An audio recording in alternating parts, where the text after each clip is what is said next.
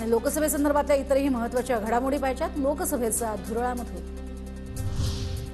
काँग्रेसच्या शहजाद्याला वायनाडमध्ये धोका दिसतोय। राहुल गांधी वायनाडमधून सुद्धा पळून जातील, मोदींची टीका।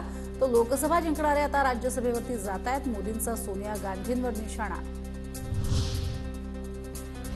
पहिल्या टप्प्यात एनडीएच्या बाजूने मतदान। निवडणुकीआधीच काँग्रेस नेत्यांनी पराभव मान्य केला। एनडीए आघाडीला धडा शिकवणं गरजेचं, मोदींची टीका। ठाकरेंना पंतप्रधान पदाची संधी मिळाली तर पवार पाठिंबा देतील। ठाकरेंना पवारांसह देशातील अनेक नेते पसंती देतील, राऊतांचा दावा। पाकिस्तानात पंतप्रधान पदाची खुर्ची रिकामी आहे। ठाकरेंना पाकिस्तानचे पंतप्रधान करा, शरद पवार निश्चित पाठिंबा देतील। नितेश राणेंचा राऊतांना टोला। मी काँग्रेसमध्ये आहे आणि राहणार, मला बदनाम करू नका, माझ्या नादाला लागाल तर सोडणार नाही। काँग्रेसचे तुळजापुरातील नेते मधुकरराव चव्हाण यांचा भाजपला इशारा। मुलाने भाजपत प्रवेश केल्यानंतर मधुकरराव चव्हाण यांची मवियाचे उमेदवार ओमराजे निंबाळकर यांच्या सभेला हजेरी।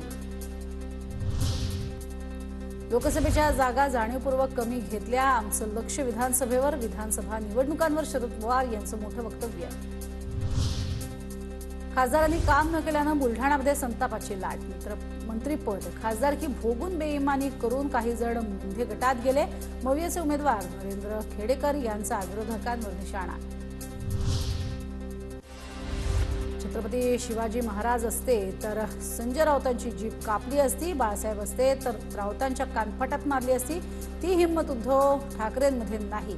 राऊतांनी नवनीत राणांवर केलेल्या टीकेवर खासदार अनिल बोंडेंचा हल्लाबोल।